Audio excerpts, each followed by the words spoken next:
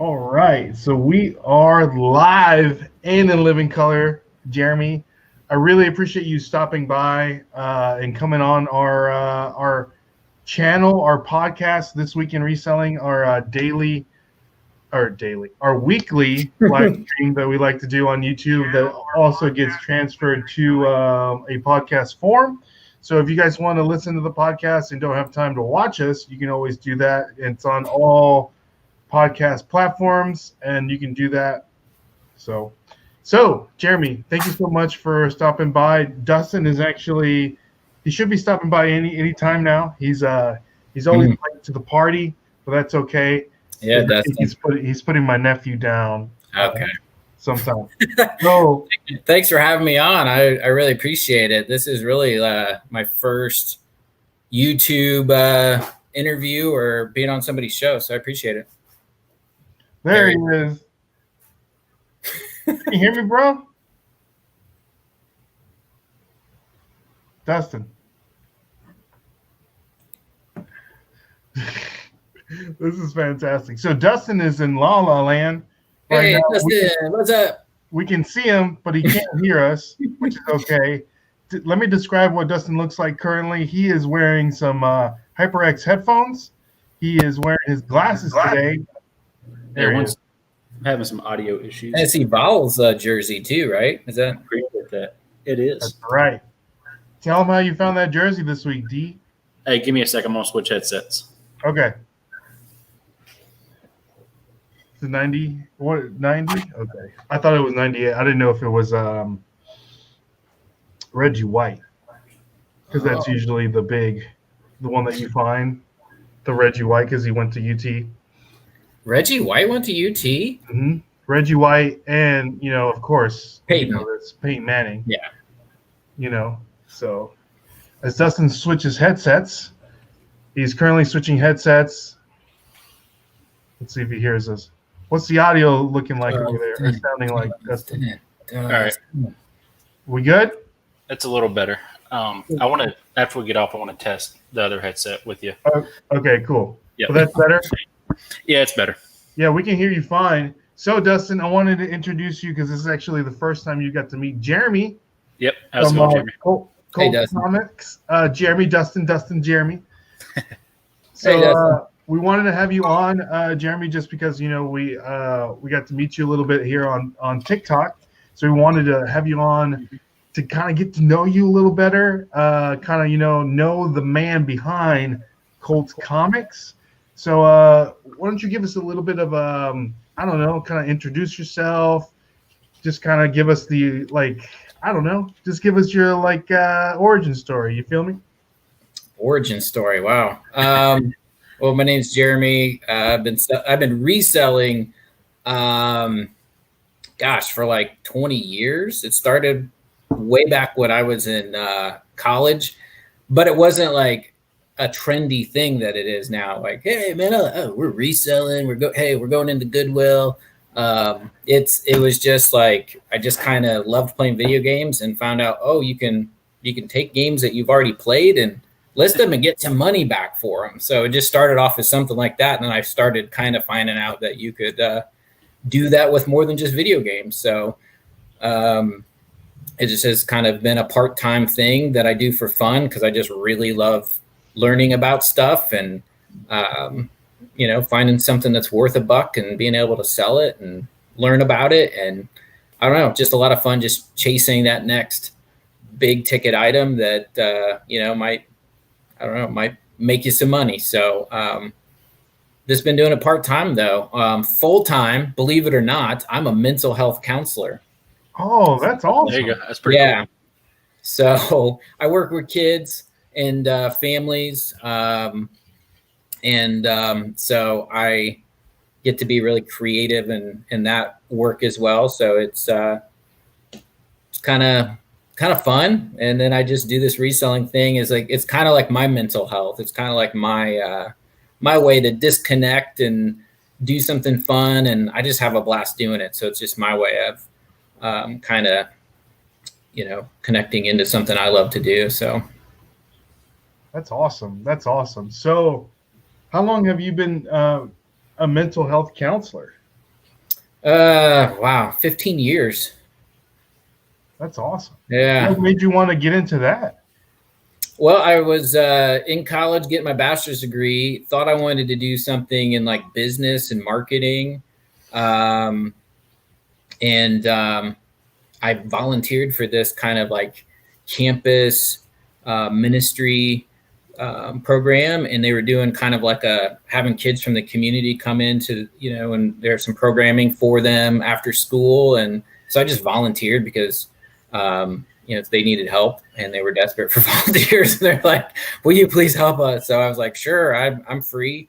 And so I went, and I just had a blast working with these kids and getting to know them. And it just kind of stuck with me. I'm like, man, it's not too late. Maybe I should really look into something where I work with kids. And I just kind of researched what my options were, and it just kind of kept coming back to like counseling, therapy. And so, yeah, I mean, sadly I had to go on to more school, but I wasn't a big fan of that. But I went ahead and did it.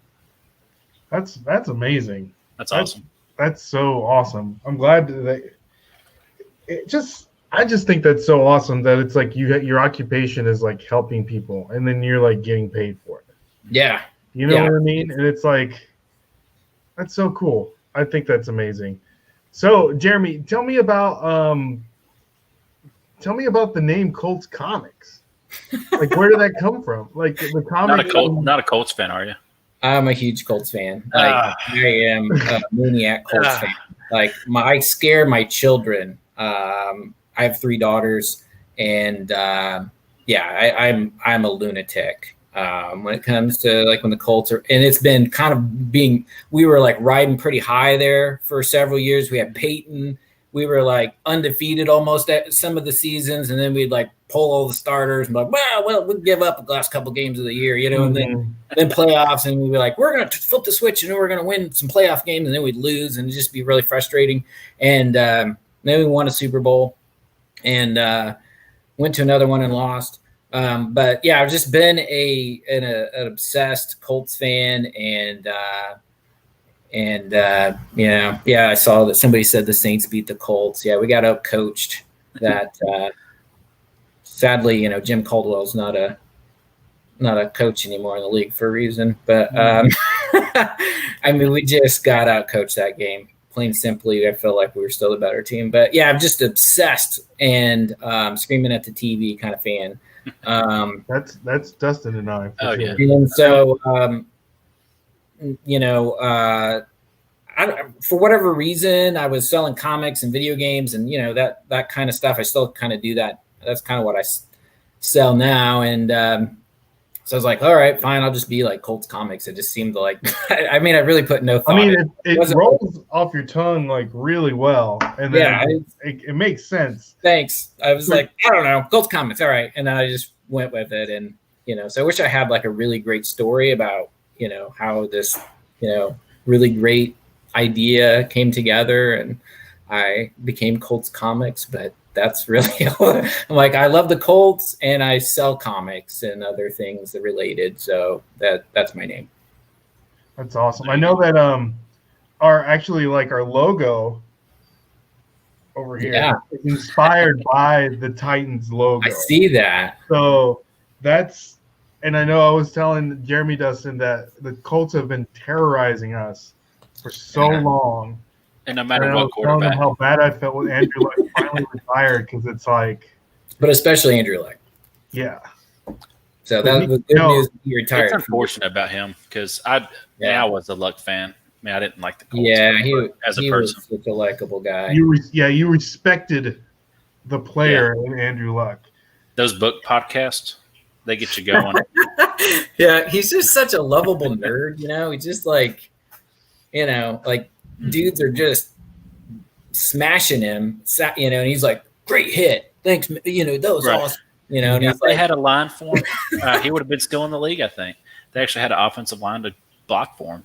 Yeah, I mean, the Colts offensive line isn't bad. Right? What's that left guard that's like – Quentin Nelson. Yeah. I mean, he retires and we have the best line now that we've ever had. So that part didn't make sense, but Go just figure. for him, it was time. I think it was more of a mental health thing than anything. He had been injured, and it wasn't. It was like, is he coming back even? Then he did come back, and he kind of tweaked something or did something. As we played the Titans, right? It was kind of like whoever wins is in the playoffs, and we won, and we played, I think, Kansas City. Yep, I remember that. Yeah, and of course lost, but we played somebody for Kansas City, I think, in the playoffs. And then the Texans, I think. Yeah, we played the Texans. Yeah, I can't remember. I think it was Texans. Weird, like AFC South run there. But yeah, and I think something happened to him against the Texans. He tweaked something, did something, and then he was hurt again for like months, and they wouldn't report it, and then they report something, and then he wasn't showing up to camp, and is he hurt? What's going on? And it was just so confusing. And then it's like, he's coming back. All right, he's just gonna come back for the season. He's not playing the preseason, and then he retired, and everybody was like, "What the heck?" So it was a bad year. Yeah, I want to know what everyone's in the comments, and we'll get to the comments here in a second. What is everyone's favorite sports team? If it's football, if it's hockey, if it's soccer, if it's like a racing team, like anybody's favorite team. What'd you say, D? Cricket. If it's cricket. Yeah. Cricket. There'll be some cricket fans out there. Every time I hear cricket, I think of the Ninja Turtle scene where Raphael is out in public and then he meets Casey Jones and he's got the cricket bat. Yeah. I think of that the whole time. So let's get to the comments, because I know that we have a lot of people in the chat right now. We really appreciate everyone stopping by and giving us a watch. So we're going to say hi to some people. We have one of our friends, Landshark Picker. He says, hey. And Landshark is actually, I think he's from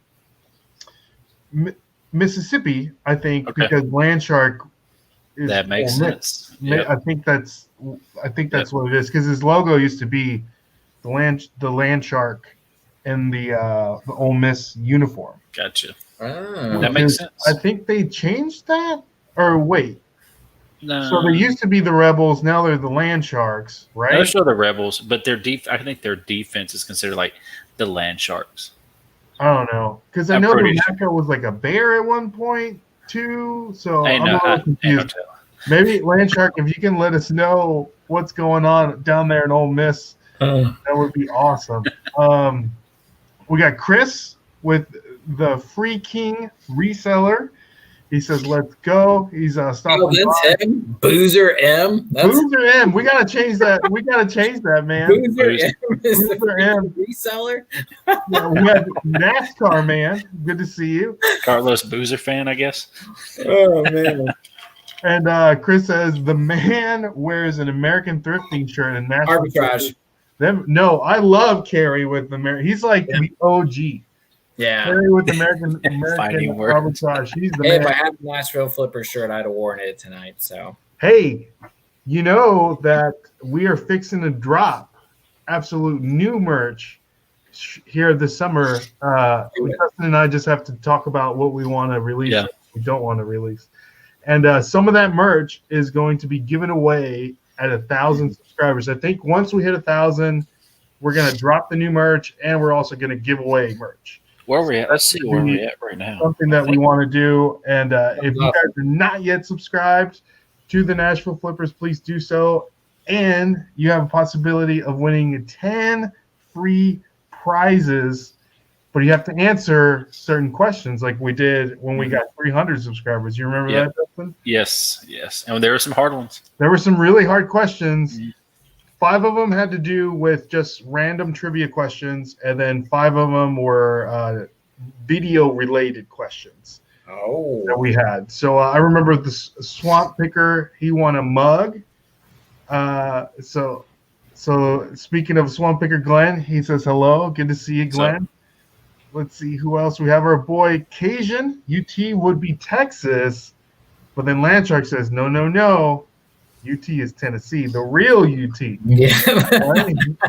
This is a Goodwill find too. I found this at Goodwill this week. So tell us about your jersey that you found at Goodwill, Dustin. Yeah, well, it happened to be my size, and I don't know who number 90 is, but it was Adidas UT jersey, And for $5, I was like, what great jersey to wear when you're out pre-gaming or tailgating and to get mustard on. You don't really care about it. Because I was telling Jeremy that it's usually 98 or Yeah. 15. I do have a 98 jersey. Yeah, Reggie White, baby. Yep. So Nicky Looking for a T. Martin jersey. Oh, what was he 15 or 14? 17, I think. Oh, okay. They had a Casey Clausen jersey, but it was like 4X. It's like, that's way too big. Yeah. I thought about it. And he was like, number 7. And then what is it? Witten, the tight end? Jason Witten. I think he was 82 still. Mm-hmm. So Nikki's in the building. Good to see you, Nikki. Good to see you. Good to see you. Glad you can stop by. And Chris says, hit the like button. If anybody has not hit the like button, please do so. We would greatly appreciate it. We have Crispy Toys and Treasures. What up, kids? Good to see you, Crispy. I like that. Chris. I like that. Who is that? That's Chris, isn't it? There's so many Chris's. I get them all confused. I think he said earlier I owe him a TikTok dance because I gave him such a hard time. Oh, okay. Yeah. I gave him a hard time for he challenged all of us resellers to like a TikTok dance. And I saw that. Dustin already got a TikTok dance on our TikTok. Yep, the rinse repeat. That's the one. Hey, that's where it all started, Dustin. Yep. After that, it was just and they're trying to ban us. So yeah, we'll get to that. We'll get to that. So Cajun says, "Thanks for throwing the Super Bowl away to the Saints." That's the only way they would have won. So that's true. There we go. Poor coaching. We got out coach. Sean Payton's a heck of a coach, and Drew Brees. I have respect. They have a lot of good players. They got a lot of talent too. But they got the best receiver in the game right now. The Saints probably deflated the balls like the Pats did. Jarhead says, "What's up, at least guys?" agree that we all hate the Patriots. I mean, Yes. at least, yeah. He says, "You owe him a dance, Jeremy. You owe him a dance." Yeah, I saw him say that earlier. Yeah. Jarhead says the Cowboys. I forget that you're the Dallas fan. Kitchen Reseller says Louisiana Tech Bulldogs is number 1 for sure. That's the college, right? Yankees and Arizona Cardinals and the Syracuse Orange. Okay. So he's up there up north. Where does the Arizona Cardinals come into play? I'm interested to see where that comes. Yeah, that's interesting. Chris says I've been hitting RA retail arbitrage. If people don't know, stuff this week, Glenn. Not many garage sales. Dustin and I actually were going to go to garage sales this week. Yep. But we've been having off and on thunderstorms, and we didn't get to go. So hopefully we'll get to go this weekend. I think we made up for it. Oh, for sure, and we'll get to that also. The wise thrifter, good to see you. He says, "Go Big Blue, UK Wildcats, baby. They were good last year. They were really good. I like baseball guys, shiny baseball guys. That's a reference to my I did a video where I was opening up some packs of baseball cards. Oh, it's just like going, hey, he's a baseball guy. Oh, another baseball guy, and I'm just. I don't know anything about baseball either. Right, I'm terrible with baseball. I was just like, what to be silly, and so I did. Here's the thing about people buying all these sports cards. I'm afraid to get into them just because I don't know enough about baseball. I'm okay at basketball, and I'm like way better at football, but I feel like football cards aren't selling as good as baseball and basketball cards. No, the basketball cards are like super hot right now. Yeah, football, they're starting to release. You start finding them. Freaking, if you watch any of his stuff, he's been able to find some. So, yeah, I don't know enough about it either, though. I just kind of do it it's kind of like buying a lottery ticket, really. Yeah, for sure. So Swamp Picker says he's an Ole Miss fan. Oh, that's interesting. Not an LSU fan? Ole Miss Black Bears is the nickname of Ole Miss, apparently. What they change? I guess because of the Rebels. Yeah. So Cajun says at least they aren't like Auburn with 3 mascots. War Eagle, Plainsmen, and Tigers. That is true. That doesn't make any sense either. So, yeah. Thank you, Chris, for dropping the link. He said he put the link to the Nashville Flippers on there. We appreciate that. Jarhead also likes the Texas Longhorns. So Albert Hainsworth jersey. Is that? Is it? Okay. Ooh, nice. Okay. Good find then. Do you remember? Was it against the Colts where Albert Hainsworth stepped on that dude's face? I think that was against the Lions. The Lions. That's what it was. I can't remember. It's like apparently I was at the game. I don't remember. Yeah, it's just like etched in my memory because maybe Cowboys. I thought it was the Lions and could have possibly been like a Thanksgiving game or something. Yeah, you might. It was nationally televised. I mean, yeah, because everybody saw it. Yeah. Now he's like, I don't know what he's doing right now. I think he owns a couple of restaurants. He signed that huge contract with the Redskins and then never quit playing. He was like, I'm done. Yeah. Yeah. So Crispy Toys says, LOL, I just moved to Central New York. I lived in Arizona for 20 years. Oh, okay. So there we go. That makes sense. There's a tie. No one a Washington football team fan? Oh, yeah. That's what it's called right now, team. right? Washington football team. What did they change their name to? The Sentinels or something? No, Washington football team. Right now, that's what it's called. It's legit. That's what it is right now. Oh, really? Yeah, that's terrible. Washington football team. Until further notice. Who's your team? The team. The team. The team. Hey, that actually sounds kind of cool. Yeah. So Crispy Toys and Treasure says, I still want to come hit up that $5 store. Everybody does. So, guys, we didn't go this weekend to the $5 store. So this will give us this will transition to our first segment. So we all talk about how our weekend reselling was. So Jeremy, my friend, guest of the show, tell us, how was your weekend reselling? I had a pretty good week. It really picked up here towards the end of the week. I think I've been shipping out. For me, I mean, I don't know what everybody else does, but for me, it was pretty good. I was, normally I don't ship out more than like a couple things a day.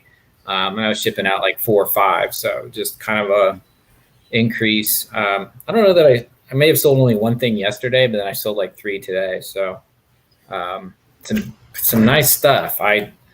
I don't know if you saw, I bought these Shogun Warriors. They're from the 1970s. Okay. I got all this really great stuff from a garage sale back in June. And I mean, I had heard about them, but I'd never seen them like, oh my gosh, here it is. I can touch it, kind of thing. Out in the wild. And so I just bought them and I had them in my trunk and I snapped a quick picture of them and I sent them to my brother-in-law. He's kind of like my recon guy, like, hey, what is this? Can you look this up?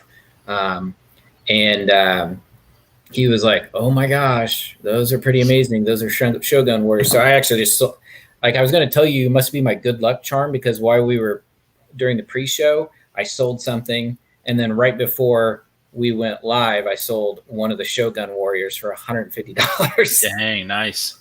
So awesome. that's the highlight of the week right there. How many did you have and where did you find them? I got 3 and I got them at a garage sale. So it was just like this random Saturday where it was like the second garage sale that I hit, but they opened early for some reason. So I thought I was early, but I was actually not early. It was like a half hour before after they started. But as I'm rolling up, I see they had this Michael Jackson doll that was still in the box. They had I could see some Kenner Star Wars off to the side. I mean, incomplete, but I mean, you could see, I'm like, this might be pretty amazing. So I just quickly, like, how when you get excited, you quickly like want to call dibs on everything. Like, oh, this is mine. I'm making a pile already. Mm-hmm. How much do you want for this? Without losing it to where they're like, we can charge this guy anything we want. Yep. So I just started kind of feeling them out, like, is this stuff for sale and what do you want? And they were like, this was, it was like the wife's brother stuff from when they were kids, and they were getting ready to move. And so it was just like, We don't care.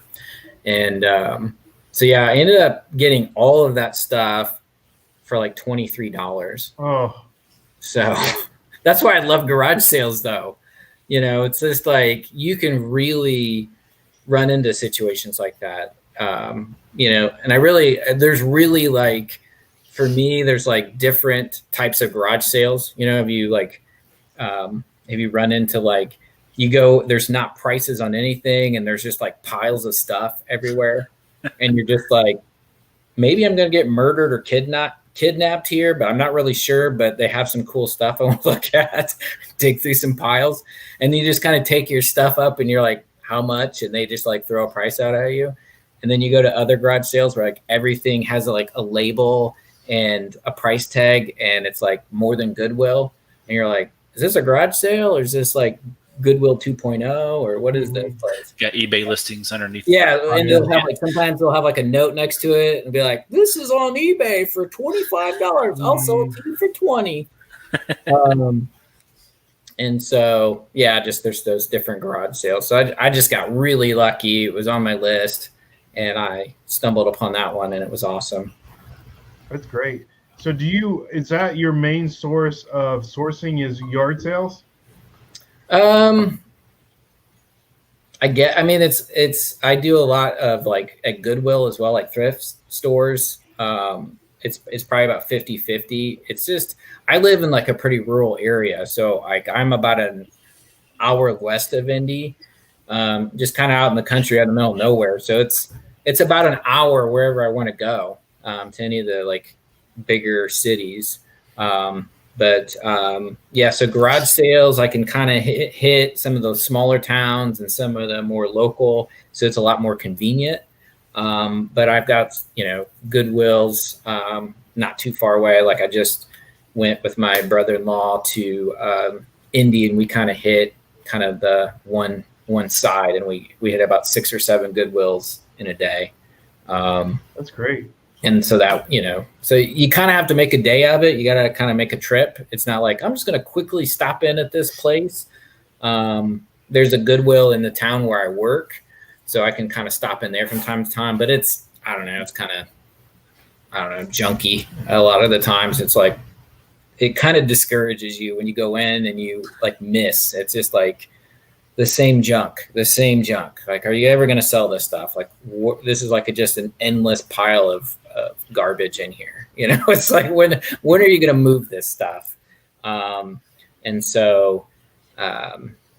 every once in a while I'll go in there and there'll be a couple things. And so it keeps you coming back, I guess. For sure. Now you say you sell on eBay and Mercari, correct? Yeah. And do you sell any other platforms or just those? I've tried Poshmark just for like clothing, because in the past I just picked up some stuff, just randomly, and was like, let me try Poshmark. But I can't figure out Poshmark. I don't know like what the cheat. You gotta like share the store and like do stuff like. Right? Yeah, there's like some kind of random cheat code thing you have to do every day to like keep your stuff relevant. It seems like, and if you don't like get in there and mess with it and do, I don't know. It's just different. And so I really just stick to eBay and Mercari, because for me, it's just what I know, and it's, easy. I got like my system down. I just know it so much better. And so that's what I use. Mm-hmm. Now tell us a little bit about Mercari, because I don't sell on Mercari, but I would like to get into selling on Mercari, and I really don't know a lot about it. I know that I've heard some things of, they only charge like a 10% flat fee, no matter until like the person reviews the item once they receive it. So like, tell us a little bit about that. Yeah. So Mercari is, I see Dion down there. He's my boy. Mercari is cool in the sense that like there's no listing fees, there's no eBay store. eBay, you gotta buy in basically to get into the platform. Whereas Mercari, to me, it's kind of like Facebook Marketplace, but on like a more national scale, I guess. It doesn't cost you to list. It doesn't cost, you can put your item out there. People can send you offers. What I don't like about Mercari is it limits how often you can promote things. So you can like promote like 10 items a day. And that doesn't make any sense to me. Like, why would you put a limit on a seller who wants to promote their stuff and get rid of it? Because you pay to get it promoted on Mercari? No, it makes you deduct the price by like 10%, I believe. Okay. So you can promote it, but it reduces the price by 10%. And then, it's just a weird, like, kind of system. And then, sometimes you can go too far. You're like, I don't want to sell it for that price. And then you want to like edit it. And I don't know. It's that part of it I don't like. I like eBay in the sense of like, I always do best offers. So I can set a price. I can accept an offer. It makes it look really easy for the buyer to come in and be like, I'm going to offer you this. And if it's too low, I can set it on eBay to where it's just like rejected, And so I like that. Derek is here too. Collection of DM. Yeah. And I like that about eBay, but like Mercari kind of makes it easy, especially if you're kind of a new reseller and you just kind of want to check this whole reselling thing out. It makes it easy in the sense of like you said, it's 10%. So you list it, whatever it sells for, it's 10% of the sale that they take. You can actually do shipping through Mercari. So their shipping labels are a bit more than if you would use like Pirate Ship, I found. So I use Pirate Ship to ship my stuff when I sell on Mercari. Then you just get the tracking number and load it into the sale, and then it's tracking for you. But their labels are pretty expensive if you ship through them. But you can do that, and then it gives you a label you can just print out, and makes it pretty easy. And it's all kind of right there. And so I think it's really geared towards if you're just kind of want to check out reselling and you just got some things around the house and like, I want to get rid of it. And they make it pretty easy. And so I like it for that. It's pretty easy and straightforward. But there are some upgrades. So when you sell it, you ship it. So it starts tracking. Once it gets delivered, Mercari will tell you your item's been delivered. And then it gives the buyer 3 days to basically inspect the item, check it out, and then they have 3 days to rate you. Basically say, I got the item, I accept the item, and then you get paid. If they don't, there's buyers that they get it. They don't say anything. They don't rate you. After 3 days, Mercari will automatically give you like a 5-star rating and give you your money. So you can get paid that same day that it delivers if the buyer rates you and accepts it that day. So that happens probably a good chunk of the time. But other times, like I said, they don't even rate you. They don't even like say thanks. There's nothing, and you have to wait 3 days and you get paid. Oh, dang. So it could be a while before you get paid. That's crazy. Yeah, and then it's just in your Mercari balance, so it's not like it's in my bank account at that point. It's just in my Mercari balance. So I think they like that because then you can use your Mercari balance to buy things on Mercari. Oh. But you can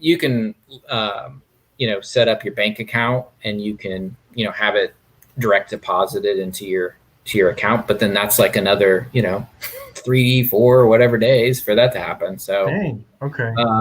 So Mercari on the getting paid side of it is pretty slow. So I heard also something about no returns. No refunds. I don't know. I guess I haven't run into that yet. Have you ever had anybody return anything that they thought it was the wrong size or not exactly what they wanted? The only issue that I had was I sold a bunch of Wii stuff, and it was like actually stuff that our, as a family we had, and like for whatever reason my daughter was like really sentimental to one of the games, so she took it out of the case and put it into the system to like take a picture of the home screen of the game, and I didn't know about that, and so I ended up shipping the system and it had the game in it. And then I sold the game, and it was just a case. So I had to just basically cancel the transaction, and they got a free case. What game was it? What was it? It was Animal Crossing on Wii. My wife is literally playing Animal Crossing on the Switch next to So was my wife. Speaking of Animal Crossing, right? Tell Brittany. I think Amiibos. It's an obsession. My wife Brittany has probably like 1,000 hours in that game right now. Oh yeah, it's I don't like it. I mean it's a fun, like, lighthearted game, but I'm like, can't you like push somebody? Can't you like you can hit them with the net? Yeah. Can't you like go rob the convenience store in town? That's Grand Theft Auto. Ride off on your horse. I like Red Dead Redemption. That's my game. Oh, that's my wife's favorite. That's a solid game. I love that game. We played it. I mean, that might be the best game I've played. I love it. Made me cry. So good. It's so good. They got Animal Crossing amiibos up there at Five Below Ray. So tell Brittany to run up there. Oh, do they have some? Did you go today? Yeah, they had a couple of them up there on the very top, so you had to get someone to get them. I didn't have any patience, but they're $5. So those might be worth something because the Animal Crossing. Yeah, a right couple now. of, like the ones they had. I saw you can get 2 lots. Like people were selling them in lots of 2, like around $23, but buying them for $10 total. Yeah, there's not really much wasn't that left much on the in them. bone. But if she wanted them for herself, then her birthday is coming up this Friday, so we may have to get her some. Yep. Yeah, so we got a lot of people in the comments. I can't remember. Here's a good one. Dion says Macari is streamlined but lacks options. So that's pretty much what you were talking about there, Jeremy, is like it's got some stuff in there, but it lacks some stuff. And that's a lot of all the online selling platforms, in my opinion. Like you said, eBay doesn't need to charge listing fees because the more stuff that you can put on there, the more money they can make. You know what I mean? Absolutely. Yeah. Yeah. I never figured out why eBay, I guess because, they still are able to charge sellers the money for the stores, but it just never has really, made much sense that they charge for that. It's like, why not just put it all into, what the percent that they take at the end? Why charge you on the front end and in the back end on eBay? The most frustrating thing for eBay for me is, whereas Macari, what I'll say for Macari is, if you accept somebody's offer on Macari, it's sold. You're getting paid. Like, ship the item, it's gone. eBay, it's like, we're going to let the buyer decide when they want to pay you. It may be in an hour. It may be in 2 days. It may be a week from now. But they may never pay you. And that's like, eBay, come on. Like, people have to register their payment source when they register the platform. Why can't you make them, like, this is a locked in transaction now that they submitted an offer to a seller, the seller accepted, should be done, seller's being paid, the item's going to be shipped. But so there's a lot of things, that's, sometimes, higher dollar things that you're like, whew, I'm glad I sold that. But then you just play that waiting game of trying to get the buyer to pay for it. Yeah, I don't know why they need to fix that. That's my biggest complaint with eBay. Yeah. So we got a couple new people. We have Derek. Fat Man the Flipper's in the building. And we have Taylor. Good to see you guys. Glad you guys can stop by. So, Dustin, you want to tell them a little bit about our week in reselling? You want to tell them what we did yesterday? Yesterday, we did go to Give Me 5, but not our usual Give Me 5. We went to one out in Lebanon, about an hour, 45 minutes away or so, because there was a pallet, I guess, place out there that was close, like a mile away. So we're like, let's go to Give Me 5. The other place doesn't open up till 10. We'll go to there after. And we were out of our norm. It was very overwhelming. And probably about 70% of the stuff at the pallet place was car audio, boat audio, like you can think of anything. But it was solid. We talked back and forth. We bought 2 small pallets. it was tough to make that decision. It was very tough. Yeah. And the reason why, and after tax, it was $268. And this is, I think it was good that we bought the small ones, Dustin. We bought two, one, or I bought one, Dustin bought one, different stuff in each small pallet. And we didn't know that they charge a 2% credit card transaction fee. So that increases. So we didn't know about that fee. And then I think, didn't they say they give us a discount when we pay cash or something like that? Or they wouldn't charge the 2% fee. No discounts. I didn't know, because some places usually charge, because then they don't write it off at the end of the year or something like that. You know, something shady. But anyway, so we didn't know about that. And then, you know, on top of that, we got to remember to pay tax. So tax, and then the 2% fee. And depending on how much you spend, that can be, you know, more than what you're willing to spend. So I think originally our pallets were $240, right? $240 before $240, tax and 2% fee. And then it was $268 after taxes and fees. Yeah. So pallets or just total? What's that? Per pallet. Per pallet. Per pallet. Yeah. Okay. So out of those two pallets, and this is how Dustin and I came up with, this is what we're gonna do. This is why we're getting these two. Is that in each one of the ones that we were gonna get, the one that he bought and the one that I bought, there was one item in each one that would have paid for the pallet or closely like $20 or $40 off would pay for the whole thing. So that's why we went ahead and made the jump on those two pallets. But we were looking at this one that was $410, and it was a big boy. Yeah, it was. So we ran into two dilemmas if we were to buy that, and we were going to split the cost. So Dustin so that would have been one thing, to where we were going to split the cost, and then we're just going to divvy up the items depending on what they were. Mm-hmm. So out of that big pallet, there were really big items like compressors. What else was in there, Dustin? There was like a calf massager, like those big ones. One of those. There was like a big random 4G, like a 4G network booster, which did go for like $300.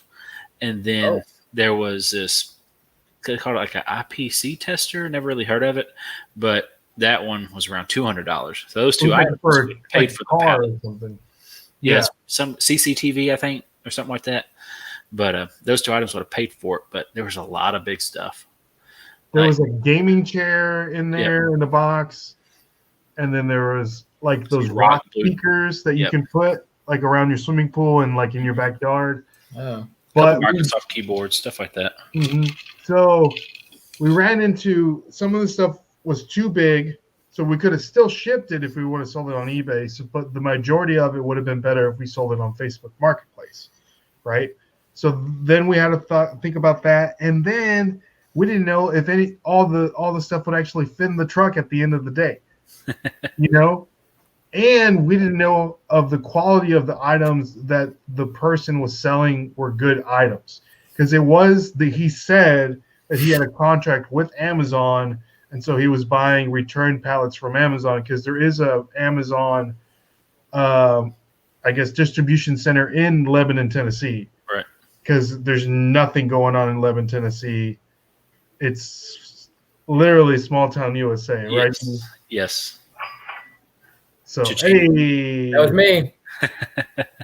Nice. So the pallets, we didn't take the leap of the 410, which is good, because when we were looking through the items, one of the things that was in the one that I bought were some marine speakers that you could put on like the boats, wakeboard boats and stuff like that.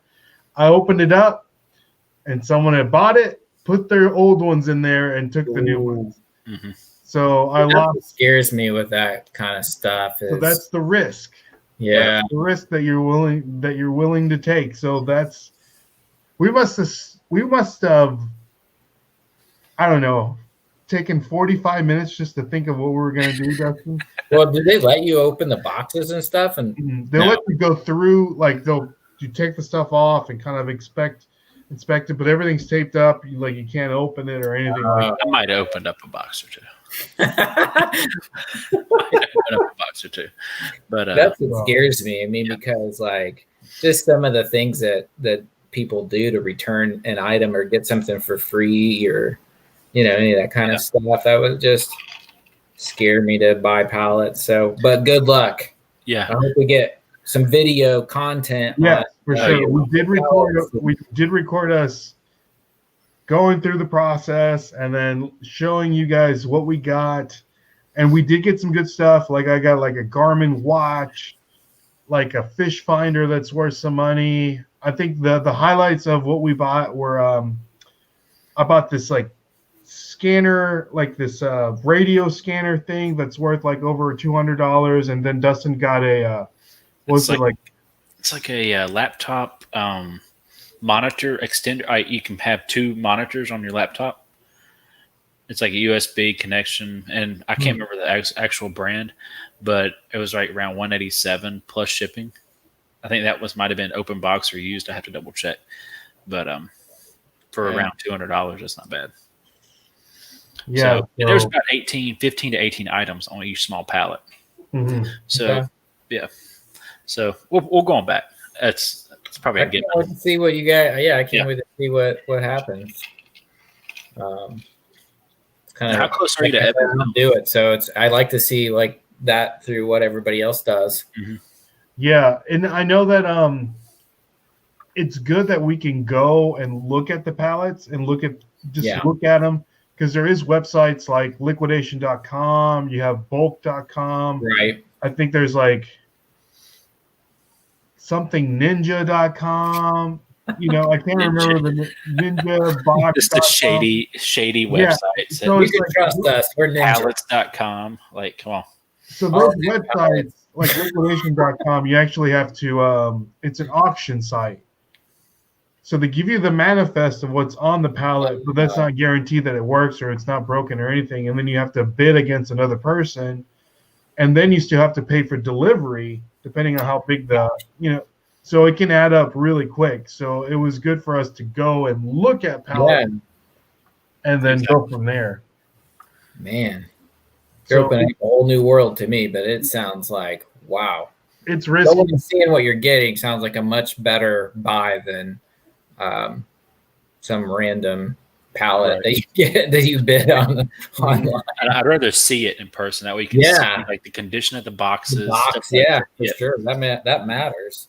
All that counts for sure. So we're definitely going to go through each item. You said there was how many in your pallet, Dustin? There was 18, like take away 3 for like cheap crap. They just had to throw them in.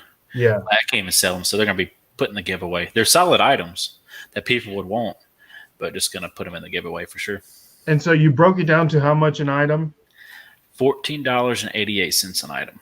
So overall, that's not bad. Looking at it per item. High-end electronic stuff. Yeah, exactly. A lot of it was car audio. So it's like, how are you going to test that? Exactly. Right. I think I got kind of lucky with mine. Some of the speakers, I found some like hydro, I guess, marine speakers too, and I happened to open them up and they look new. Just the box was destroyed. Yeah.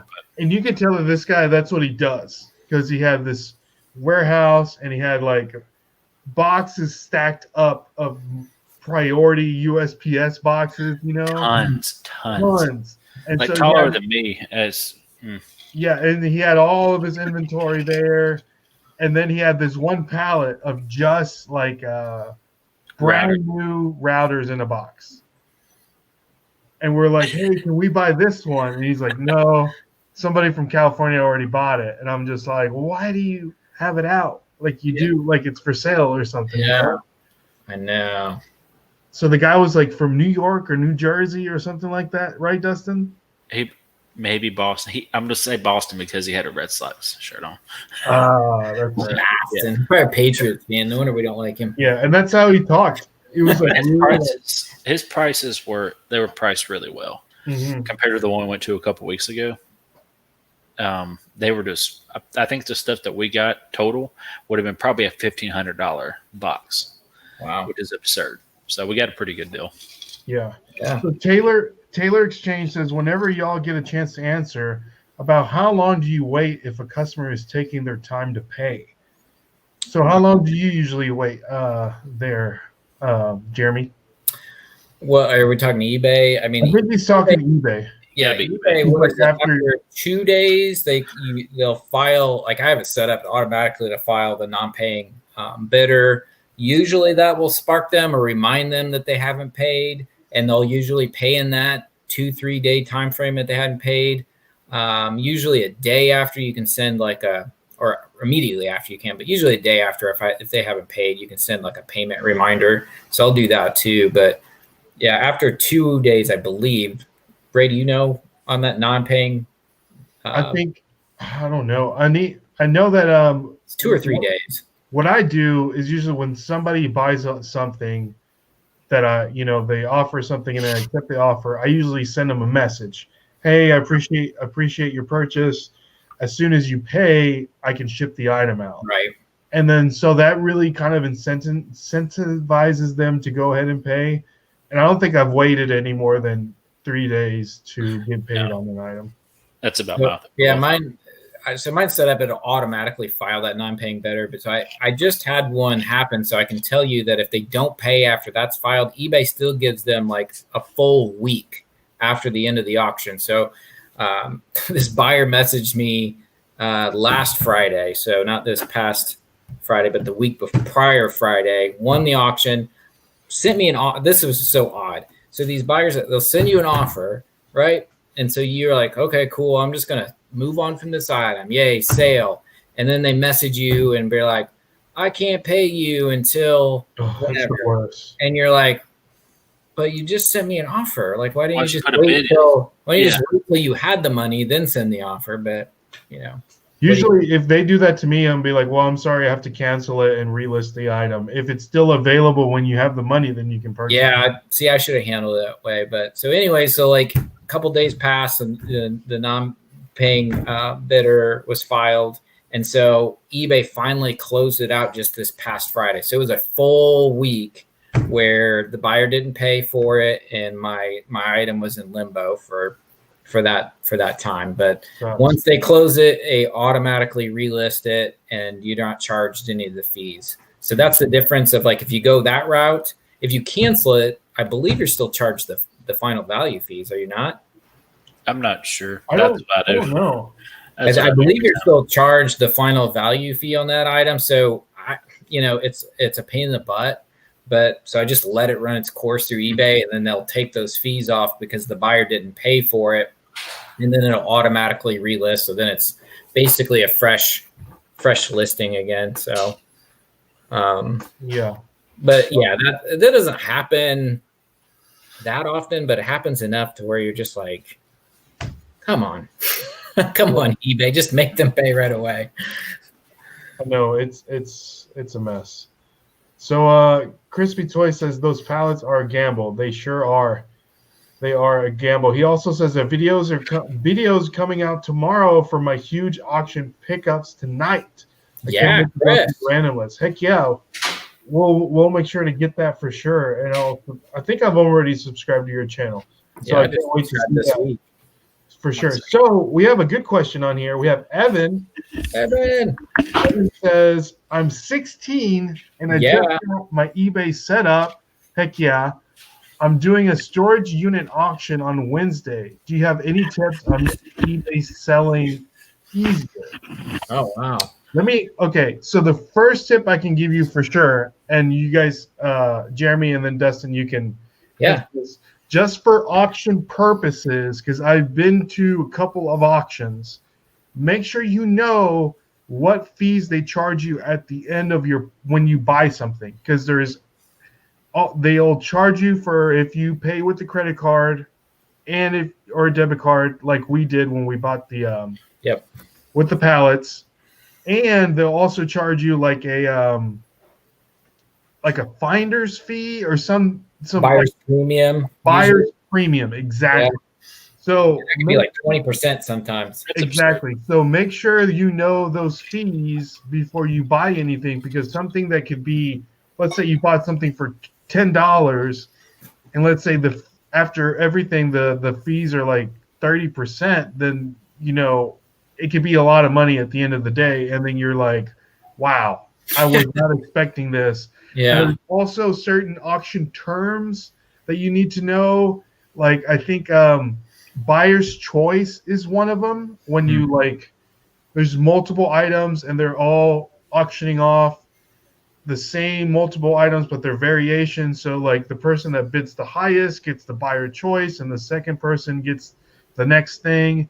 And then there's a couple other terms that really can't come to my mind. And it sounds like, Jeremy, you've been to a couple auctions as well. Yeah, I went to an auction. I got a lot of cool He-Man figures. It wasn't He-Man, but it was Masters of the Universe, new on the card at an auction, as well as Teenage Mutant Ninja Turtles and some She-Ra that are still, all of it was new. And so, yeah, it drives me nuts when they do buyer's choice because, like, they have, hundreds and hundreds and hundreds of things that they're going to have to get through in this auction. And they act like they're going to do it like in a speedy fashion. And then they're like, buyer's choice. And it's just like glass knickknacks. And you're like, really? Like, throw those in a box. And like, if somebody gives you $1, move on, but it's just like, just the most random things will be like buyer's choice. And I'm always like, but I did get, they had all these Barbies at that auction and still in the box from like the 80s and early 90s.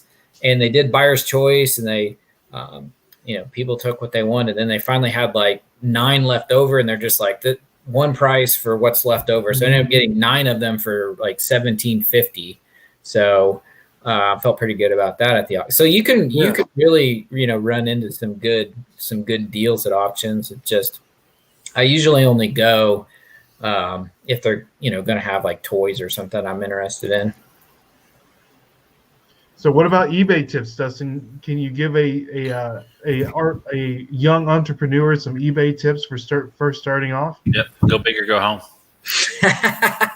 Go big to throw it all down on the table. No, just be safe. I guess because I've had like kind of know what you're buying first. I kind of stuck with like stuff we knew about, just my comfort zone. And then after we kind of got into it more, we branched out to, I guess. Yeah, he's going right with a home run with a storage auction. Yeah. So, yeah, that's what I'm saying. Like, we haven't even done that yet. And I kind of want to. I would like to do that. That'd be kind of fun. Down the road. I love that Storage Wars show. Yeah. Yep. But, yeah, watch that for, I guess, future reference. And if you're going to that storage auction, to get you pumped up. But just be safe. Don't overpay for anything. Yeah, don't overpay for sure. Because there'll be people there that too that are resellers, and so for sure. Just kind of fill out the crowd. Yeah. But on the eBay side, I don't know if Evan has a store or if he's got questions about that part, about setting it up. The listing part is really important. Your titles, your descriptions, the pictures that you take, all that stuff is super important. It really helps you to, make a sale. So, really take some time to, put the details into all that stuff. But eBay is pretty easy. Even if you don't know what you have, you can do a list, through the app. You can do like a list an item, and you just kind of describe what you have, and it will kind of try to find it for you and find a listing like it and in the category that's in, and kind of take it from there. So sometimes you don't have to know exactly what you have at all times either. Right. And there's Facebook communities. We have one that got started on Facebook. So but there's usually Facebook communities or other groups that help you out if you don't know what you have, and give you a little bit of tips on what you have and what it's worth and all that kind of stuff. So I see Krista in the comments said it was a scary dog. It's talking about Barbie's dog Beauty. Oh yeah. I saw that video. Yeah. Gave me nightmares. The hair is like it's super scary. So yeah, Evan, just keep chugging along, man. I would right now, before you go to the auction, educate yourself, brother. Watch every piece of YouTube video that you like on that subject and just educate yourself. I know that here in Tennessee, school's starting up, but it's a little weird. Like some people are going some days and some people aren't going some days. So if you have time, put down the game controller and just watch YouTube videos and educate yourself. He says he's going to call the auction place tomorrow and ask him about the fees. That's smart. That's right. Awesome, guys. He said, "Yeah, really awesome, guys. I'm going to call the auctioneers tomorrow about the fees because I have to have a top price for myself." Yeah, you got to have a budget and stick to it, because like once that auction starts, you just want to be like, I want to win, and sometimes you got to step away. Almost happened. Walk away. Definitely, it's intimidating for sure if you've never been to one. It was for me, and it's weird. And here's the thing too, and I don't know if this is true, but this chair that I'm sitting on, this gaming chair, I bought it at an auction, and we were going to where they were selling furniture, because it was like they were selling it was everything, right? Like right before Christmas. So the guy was like, if anybody wants anything back here, let me know. And so nobody said anything about this chair, and I was like, it's already built. I need a new chair for my office. I would love to have this chair. I was like, yeah, what about this chair, right? He's like, cool. Start the bid at $10. I'm like, $10. And then some other random guy starts bidding against me. And so I still got a great price for this chair. But a lot of people at auctions, I think there's plants from the auctioneers that would bid against you to raise the price, because nobody wanted this chair until I wanted the chair. You gotta wait. If you want to bid at 10, they would have started the bid at like 1 or something. Then you're like, yeah, I'll take like $1. Yeah, sure. And then, so sometimes you just kind of have to wait it out, even though you may want to jump in. They bring it down to like, oh, that seems reasonable. Yes, I'll bid on that. But a lot of my strategy at an auction is I'm going to like show no interest, and I hope everybody else does too. And it also, you kind of fill out, is anybody interested in this thing or not? And if it gets all the way down to pretty close to $1, then you might get a couple bids just because like, oh, it's only $1. Okay. And then, it may bid its way up to $10, but it usually gets rid of the people who aren't really interested if you can wait it out. But I never thought about that. The auction place having people in there to bid against you just to bid up the price. Yeah. And people do that on eBay too. So like, let's say I have something at an auction and I'm like, Dustin, I need more money for this. Could you bid on it? Because I have 30 people bidding on it. Could you bid on it? And then it'll just increase the price. So, and then if Dustin were to win it, then I guess it wouldn't sell because I wouldn't. I'd never pay you. I'd pay you 3 weeks. You had to file a complaint to eBay about him. Yeah, exactly. So he'd win another auction next week trying to bid up another item. Yeah. Best advice to beginners is start selling what you know. That's exactly what Dustin was saying. Yeah, that's great advice. And just look at sold comps on things that you're interested in buying and reselling, and see what they're going for. I know that we started selling, we like video games growing up, so we knew a little bit about it. And then just getting into selling video games, we learned about the really expensive ones, like the Little Samson video game for the NES.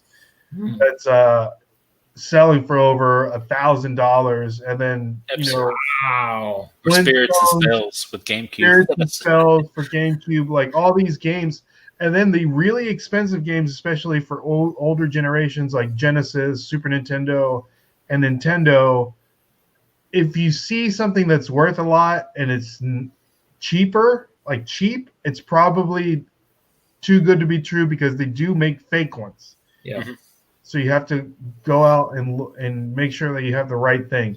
So Evan also says, do you think U-Hauls are a waste of money? Because I do flea markets as well. Or do you think it would be better long-term investment to buy a truck for units, markets, and Comic-Cons? Taylor, no, they can't have my parents come with me. Okay. I wouldn't buy anything right now. any truck or storage unit or anything like that. I think he's asking about buying like investment and buying a truck, like versus renting, because he doesn't have a truck. I like his optimism. Yeah. So I would kind of hold off on the truck. Starting off, do the U-Haul. Yeah. You know, keep your expenses low. You know, that kind of thing. Because I don't know if you're just staying in town. I don't know. It's pretty cheap to probably rent a U-Haul and just chalk it up to the expense of your auction or whatever you're doing. You know, and versus if you bought a truck or something, what are we talking? Like 20, 30, how many thousands of dollars to buy a truck when you could probably rent a U-Haul for a day for like $40 or something, or $75 or something. I do know. I actually considered buying a van at one point. Remember that? If you can get a cool van from the 70s, with like a dragon painted on the side, then go for that. But now, I do know like the commercial, but I only knew this because one of my buddies is looking into buying one, turn it into like a camper van because they go like camping a lot. Yeah, that'd be sweet. But it's buying a commercial like van and making it into their own. People are doing nothing. They're $8,000 to $10,000, like super cheap, brand new. Wow. So there's nothing in the back. It's a complete creeper van for sure. But for reselling, and you can load up so much. Reselling van. Like no windows in the back. No windows. You can get it wrapped. Yes, let's do it. How cool would that be? Let's do it. I'll that would be awesome. Yeah, if you could paint like a wizard or a dragon on the side of it, just the Nashville flippers on the other side, just like something crazy on one side, and then something like some graphic design on one side. Yeah. Mm-hmm. So let's get to. And I know, Jeremy, I meant to tell you something about this, but one of the segments that we like that we do every week is called the TikTok comment of the week. Oh, there's always one. There's always, because TikTok comments go so hard, especially on my TikTok. This is salt from all the TikTok comments, all that salt. So much saltiness. So I wanted to highlight this particular one just because it brings up a couple different things that I run across all the time. So let me share my screen here.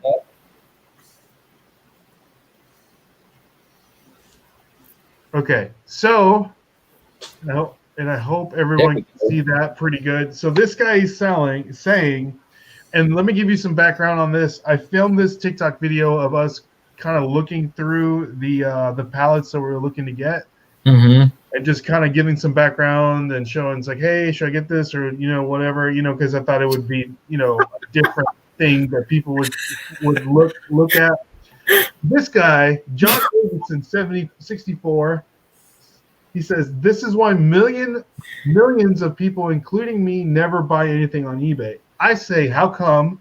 And then another person says, your point. He says, and then John Davidson writes, my point is eBay and Amazon have people like you ripping everyone off, and I and millions of other never buy anything from eBay or Amazon, just the mall. Oh, gosh. And then the other person writes, no one is ripping anybody off. Idiot. So getting intense. I know. The comments go hard. They go hard. I love it. So I think here's a couple things that I'm thinking of. I don't know if he's talking about how you like all these comments.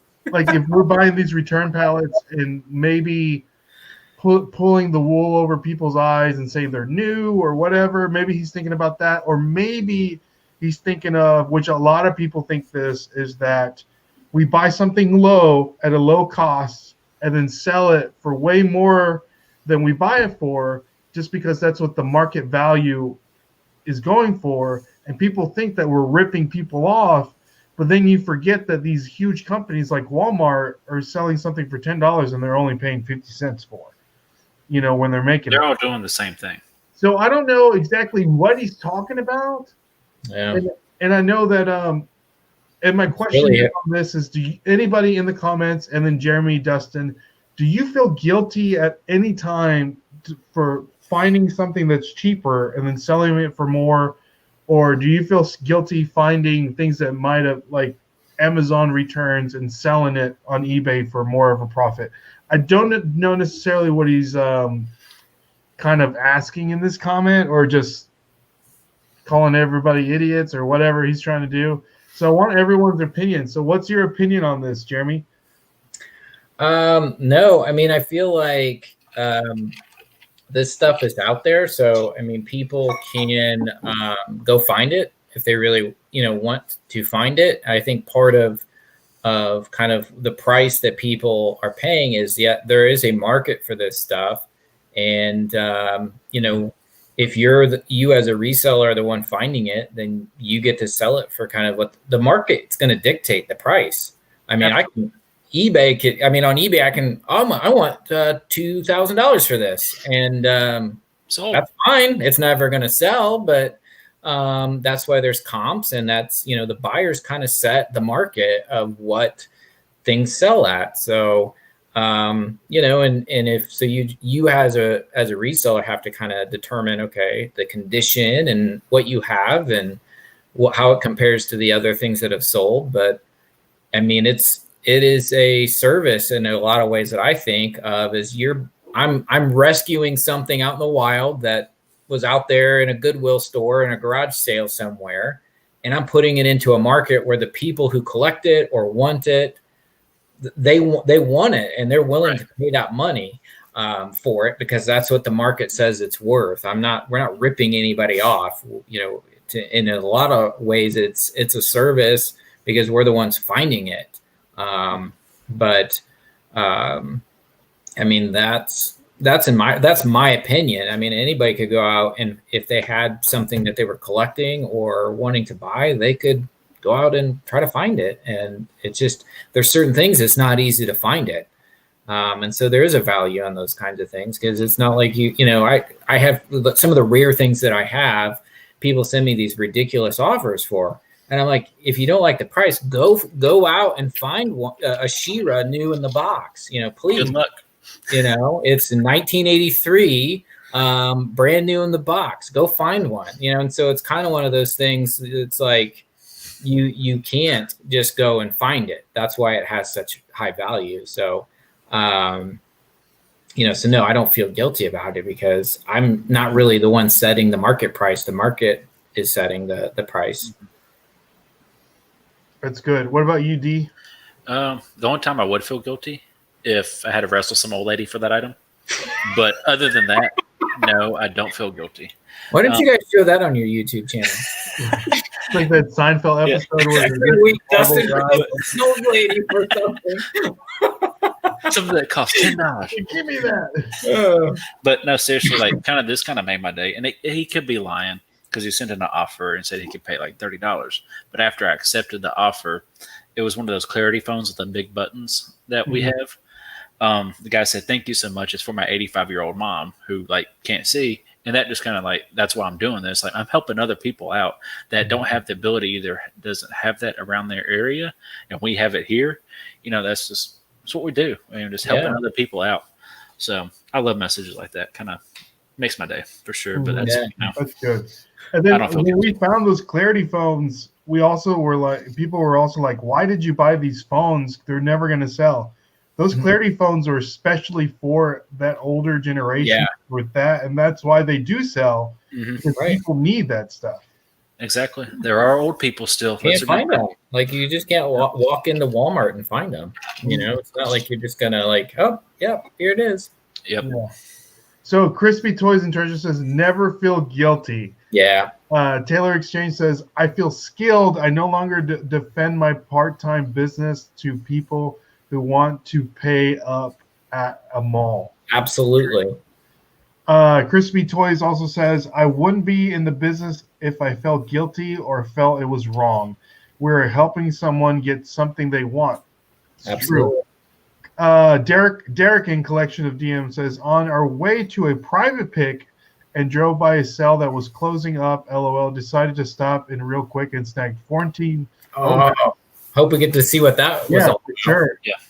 I don't. Chris says I don't feel guilty, but I've had no feeling inside me since 1995. What happened in '95? Gotta know. Right. That's too much. Oh, Oh, man. back in the route for a private pick. Oh, okay. So I think I saw a Primo Hunt, collection. nothing better than on Sunday. Awesome. Was he at a garage sale like at 9 o'clock at night? I think so. Well, That's absurd. That's crazy. Derek lives in like the northeast, Northeast. northwest. Sorry. I was So, gonna say like, Northeast is like it's still. Derek? so like I think Washington State. Seattle, Yeah. so they're like 3 hours behind us. Still, it's pretty late for a garage sale, It's true. even if they are through. It's a private It's pick, Dustin. Okay, sorry. Private. Private. Exclusive. So I don't feel guilty about being able to build my new crispy shed because Crispy shed. ooh, I like that. Yeah. He got a shed. It's pretty sweet. So I like how Derek mentioned the vintage tees because the next thing that I want to talk about is just, and this will be the last thing before we talk about our goals for the week, is knowing what is culturally relevant in reselling. So for example, like Derek was saying, these vintage is it's like so hot. So like this Tennessee Titans hat with the shark tooth, like this is a new hat, but they made it look vintage because vintage is hot because the Tennessee Titans didn't exist when the original hat came out. But because of the I wanted to talk about socially relevant things to know about because the market on stuff is increasing depending on what's going on out. And the reason why I wanted to talk about this is because of, I'll show you, like when Chris was on, again, I used to collect sneakers hardcore. So this box of sneakers, it's a Nike SB, which the SB stands for skateboard. So I bought these shoes back in, I can't remember the date. It's been a while, right? I bought them from you for $500. Yeah, well, I think I got them on clearance. I think I paid $50 for them. These are what they look like. They're meant to look like the at the time Nike was doing like beer inspired shoes. So this was meant to look like the Newcastle beer, the English beer, the dark one. Yep. So this is what the label looks like, and it also came with these red laces. So these are basically new. I did wear them a lot. I mean, like I said, I have a lot of shoes. So these are one of my favorites that have just been sitting in my closet. And the reason why I wanted to talk about these is because the person that all the kids, I guess, I don't know, they think like he's like generation.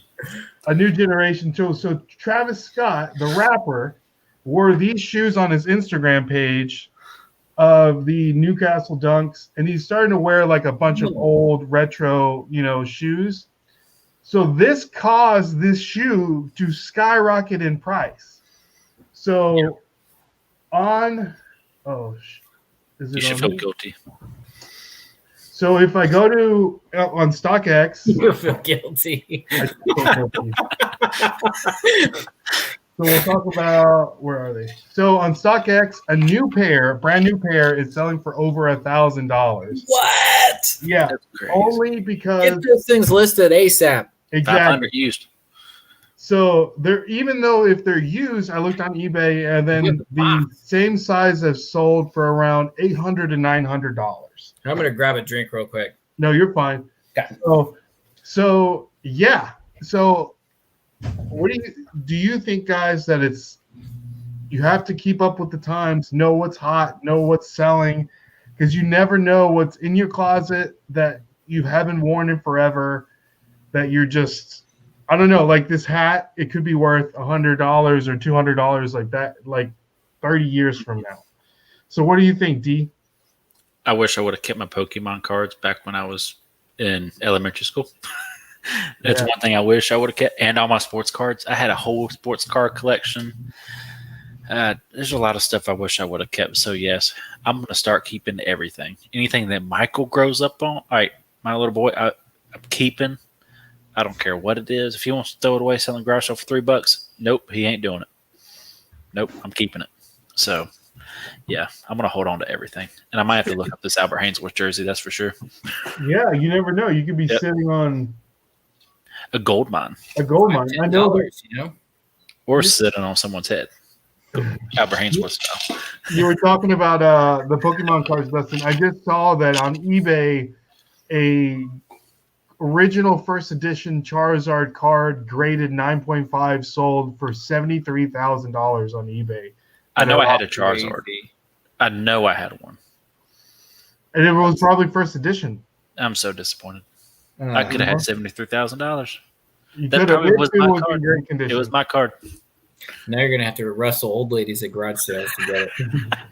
So what do you think, Jeremy? Do you think that as a reseller, it's good and it's smart? And I know that you have, I think, young girls. Is that correct? You said you have 3 girls. So you probably know a little bit more of what the kids are like really kind of into right now. And do you think that it's smart for a reseller to kind of stay a little bit culturally relevant so you know the prices of things that are going up and down? Ooh. That was me again. Hey. Good luck charm. You were my good luck charm, guys. Hey. So yeah, I mean, and I get it probably more so from the kids that I work with, just in kind of like a, what they're into, what they're interested in, what they like, what their kids or, what their friends and everybody, thinks is cool. And sneakers right now are just one of those things that people are just really into. I mean, sneakers have really been something cool for a long time, but yeah, there's a lot of kids will kind of educate me a little bit on like the new sneakers and what kids are into and what's cool and what's not. So I think it's smart, isn't it? I mean, to kind of know what's relevant and what there's a market for and what people are interested in, and see, just kind of look at those trends. I mean, I don't know if you listen to Gary Vee at all, but he's kind of, to tell you to like, listen to that and see what see what's popular and what's trending and do research and know what's out there. I mean, he's really into the sports card world, but he really encourages, people like do your research, see what's out there. I mean, and see what's, some of it's kind of a guessing game. I mean, some of it's not everything turns into like the next hot thing, but, but sometimes you hit it big. Yeah. So for sure. Derek says vintage is money for sure. Taylor Exchange says got to list them before Travis Scott says something about that. Yeah. So I'll for sure list them. And I know that another thing that he wore recently, or he's been wearing this vintage Nike hoodie with the small check that's been like in the middle. Yeah. So like you can find those like at the bins for like nothing, and even if it's like ratty, people still want to buy it because it's worth some money. Crazy, right? Yeah. So Crispy says that anything that Kardashians wear does that. Pay attention to the gossip pages. The queens of the gossip pages. Yeah. Kardashians are. I think Crispy looks at their dance moves and puts them in his video. Hey, that's it. I hope that's the only video he's looking at, right? So Derek says, LOL, gotta get a stream with you guys sometimes. Yeah, man, we would love to have you. Yeah. I know that you have a brick and mortar store of just things that I would spend like my whole paycheck in there if my wife would let me, Yeah. He says, Chris says, I got some original Garbage Pail Kids in the case in the garage. I got to find. Those are money. Yeah. Garbage Pail Kids, cards, they're money. They're money.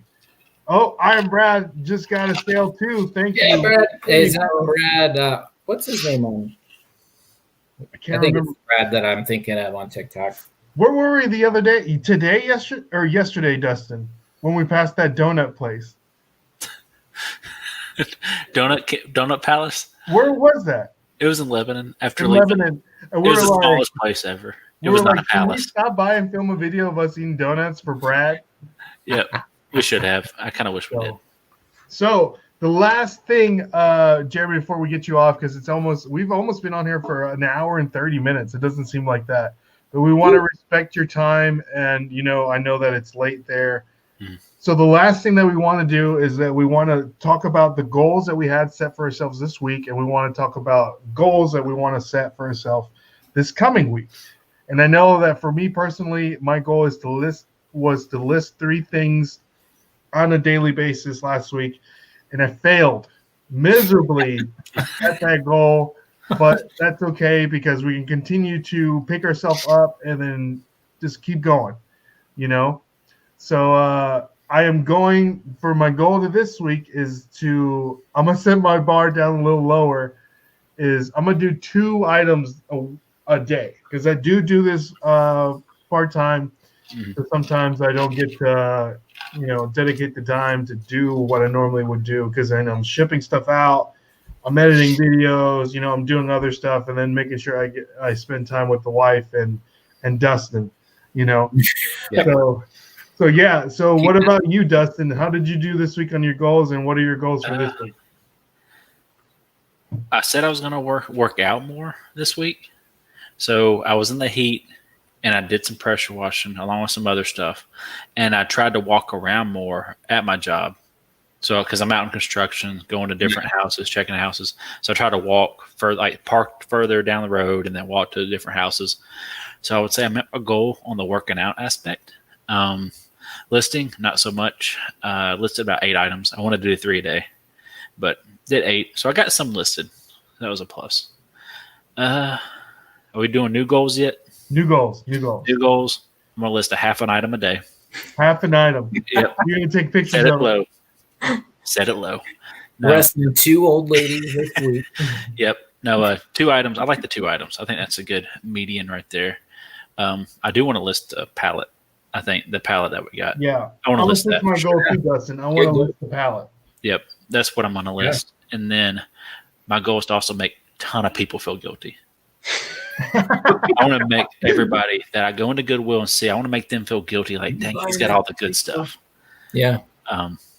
But yeah, and just stay at it. Just stay busy.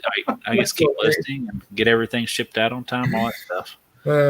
So there we go. That'd be the 2 main goals, though. Nice. Guilty and listing. Guilty, the main one. So what about you, Jeremy? I know that you didn't set any goals with us last week. But we want to know what goals you have for yourself this week, personally, business-wise. Just let us know what your goals are. For this week, I actually got, like I said, I went to 6 or 7 Goodwills and had a ton of stuff. So I really set I got to get this stuff listed because, I want to get it out as fast as I get it in now. So I was able to list, I believe, 40-ish items since Wednesday. So I kind of feel oh my gosh, that's a lot. I usually don't list that much in a week. So really my goal would just be to probably spend more time with my wife and kids. I spend a lot of time I got to go list some stuff. I got to go take pictures. So, so probably spend more family time this week. I still have stuff to list because I just got so much stuff. It was a great stop. So spend more time with family this week, do less eBay stuff and more family stuff. That's good. Family's important, right, D? Yep. Family is important and can't be having that guilt in your stomach. Mm-hmm. Sorry. It's everywhere. Yeah, that's true. So Harris, we have Evan with Harris Family. My boy. He actually went with us. Yep. He's from Tullahoma, Tennessee, and he went with us, and he bought a pallet himself. He got a little bit of a cheaper one, which is actually, I think he bought one of the cheaper ones on there with the best stuff. So he bought it before we had a chance to look at it. So That's he smart. did good, and hopefully we're going to do good. I think he said he's already made his money back. I talked to him a little bit today. So off of that pallet. So Taylor says, Ray, if the shoes are the only things you list this week, I think you're covered. I'm putting a bid in on them. I'm not going to pay. You're going to bid on them? Bid it up, Dustin. Bid it up. Not pay. And I feel guilty about not paying. Hey, I'm like, can you drop these? Yeah. So, Jeremy, thank you again for stopping thank by. you guys. We really appreciate you coming on. And so, where can people find you? What are some of your socials, like all that good stuff? Instagram, it's Colts_comics, and then it's Colts Comics on eBay and Colts Comics on TikTok. Awesome. So, one more thing, Jeremy, if you have any kind of advice to give people that want to start reselling, or if you want to give any kind of mental health advice, like let us know. What do you got, my friend? You know, I am a big for mental health. You got to have fun. You got to find things in your life that are fun. We grow up, we become adults, and we lose a bit of that childhood fun, that sense of what we did and what we enjoyed. And for whatever reason, we feel like when we grow up, we can't do those things anymore. And so that's kind of why I do eBay, because it keeps me in touch with a lot of stuff that I thought was cool when I was a kid. And I get to like enjoy it all over again. So I just think, you know, continue having fun, whatever that is, you know. Sometimes that's something, you know, like finding toys in an auction, or sometimes that's like going into Goodwill, or that's exercising, or that's whatever it is for you. But like really just try to have fun, and you can do that and be an adult too. That's good. That's good advice. So what about for reselling? Reselling, have fun. No, just kidding. Reselling, I don't know. I mean, I think you just kind of have to be open to he's saying have more TikTok dances. For me, I think that you have to just be open to learning. You're going to make mistakes. That's going to be part of being a reseller, because you're not going to know everything about everything. So I kind of say to myself, like, part of what I do is paying the price for an education. You don't get a degree of any kind to be a reseller. So you do kind of pay for that education, you know. So this pallet situation you guys are in, I think part of it is, you know, maybe part education. What places for sure are trustable, what are good items to buy in pallets, what are not good items to buy in pallets. And so some of that, if for me, if I lose money, or if it's just I break even, it's like, you know, I broke even or I lost money, but I actually gained more knowledge. I won't make the same kind of mistakes again. I'll do this differently next time. And so I think there's a price there that sometimes you have to be willing to pay just to learn something about how this works. And sometimes it'll work. It didn't work out this time, but it'll definitely work out for you, you know, in future buys, you know, and other decisions that you make. That's great advice. Great advice. So anything else, Dustin? I got nothing. Dustin doesn't have anything. Make as many people feel guilty as possible. That's what I got to say. That's old ladies. Yeah. Yep. Shout out to what was that guy's name? Russell. Shout out to John Davidson 64, right? Yep. Yeah. Golly. So guys, we do so very appreciate everybody in the chat, everybody that's listening to us on the podcast. Thank you so much for listening to us. Thank you so much for Jeremy with Colts Comics. Thanks, guys. On. We really appreciate him. And like always, guys, follow us on Instagram at the Nashville Flippers. Follow us on TikTok at the Nashville Flippers. Make sure you subscribe to our YouTube channel at the Nashville Flippers. We're getting so close to that 1K. Once we hit that 1K, we're going to do a crazy giveaway. So I hope that you guys can join us for that. Tell your daddy, tell your granny, tell your cousin, tell them all to subscribe. If you see a friend, say, hey, man, I need to use your phone for real quick. Just hit the subscribe button on their iPhone or their Android phone or whatever they have on their Nokia phone. So, with the snake game on with there. With the snake game Yes. on their Windows phone, if anybody still has those. So we really appreciate you guys stopping by. And like always, I'm Ray. I'm Dustin. I'm Jeremy. And he's Jeremy. And we'll catch you on the flip side. The flip side. See y'all. The Thank you guilty so flip much. side. God bless, guys. Peace.